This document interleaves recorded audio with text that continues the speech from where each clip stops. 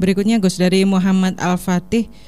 Gus, bagaimana cara menanggapi masalah tentang FPI yang sedang kisruh? Jadi kita harus ikut yang mana? FPI, saya kira begini, bukan masalah FPI atau tidak. Kita ini harus bisa menahan diri, menahan diri, tidak ngomel-ngomel, tidak komentar yang negatif, membuat paradigma yang bagus, ya. Kacamata lah, kalau paradigma itu kacamata yang kita pakai untuk melihat, ya.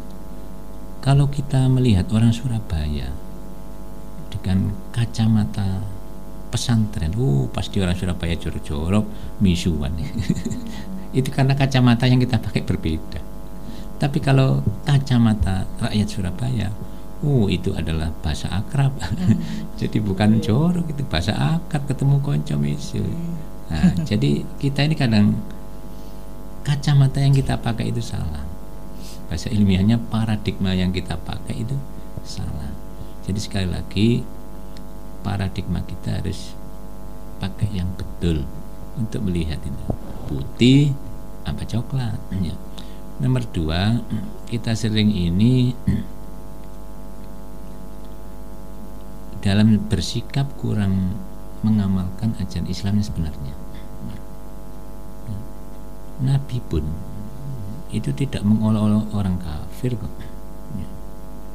justru menyentuh hati. Walaupun awal mengundang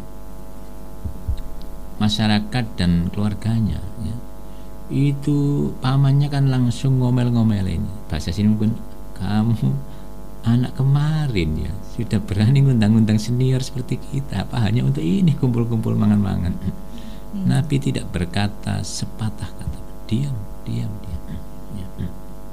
Itulah kunci Rasulullah berhasil, karena tidak menyinggung perasaan mereka, tidak menjelek-jelekan Tuhan mereka, ya.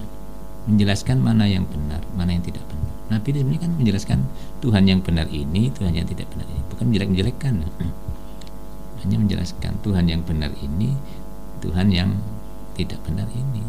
Yang Maha Esa benar, yang lebih dari itu tidak benar. Dan sekali lagi, mereka marah itu sebetulnya bukan masalah ketuhanan, masalah rezekinya berkurang.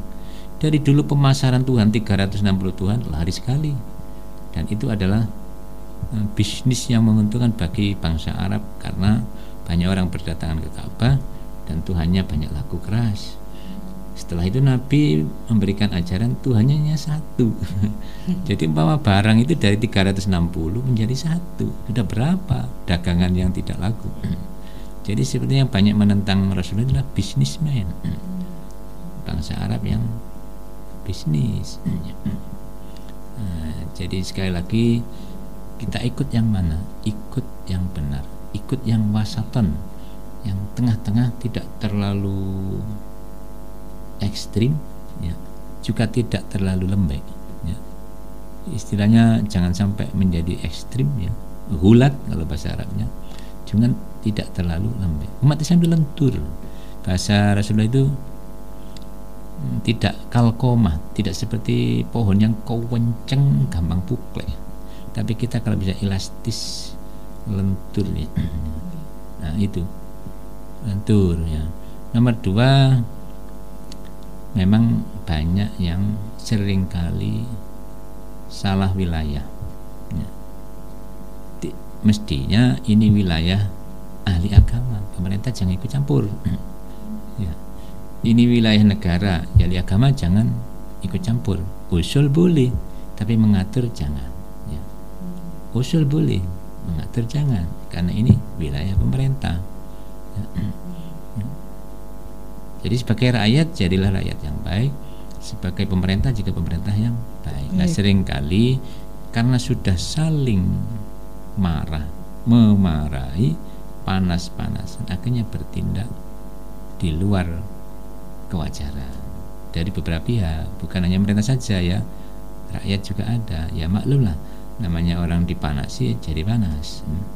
Nomor 2, kalau ini pikiran kita global dunia, Indonesia ini kan menarik bagi mereka, menjadi pasar yang menarik. Kalau wanita itu seksi lah Indonesia ini, jadi banyak yang ngejar. Paling lengkap tambangnya Indonesia, floranya paling lengkap nomor 1, faunanya paling lengkap nomor 1, tambangnya paling banyak nomor 1. Ya pastilah banyak yang iri. Contoh begini aja, penjualan senjata misalkan ya, itu kan ada Eropa, ada Rusia, ada Turki, ada Amerika. Pesawat saja misalkan Sukhoi sama F-16 pasti rebutan lah. Yang nggak dibeli pasti bereaksi.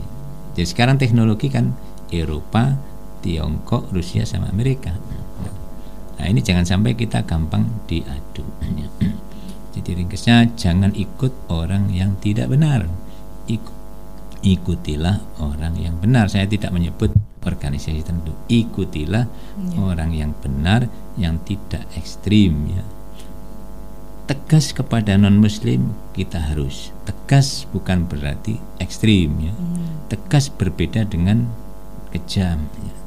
Tegas itu menempatkan sesuatu yang semestinya itu tegas ya.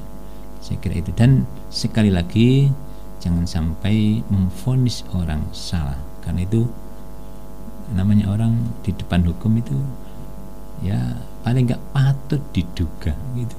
Wis lumayan, itu bahasa hukum ya. Sudah memvonis salah, ini orang lain akan pastilah nggak mau ya. Saya kira itu. Jadi jangan ikuti orang yang ekstrim. Nabi aja tidak ekstrim.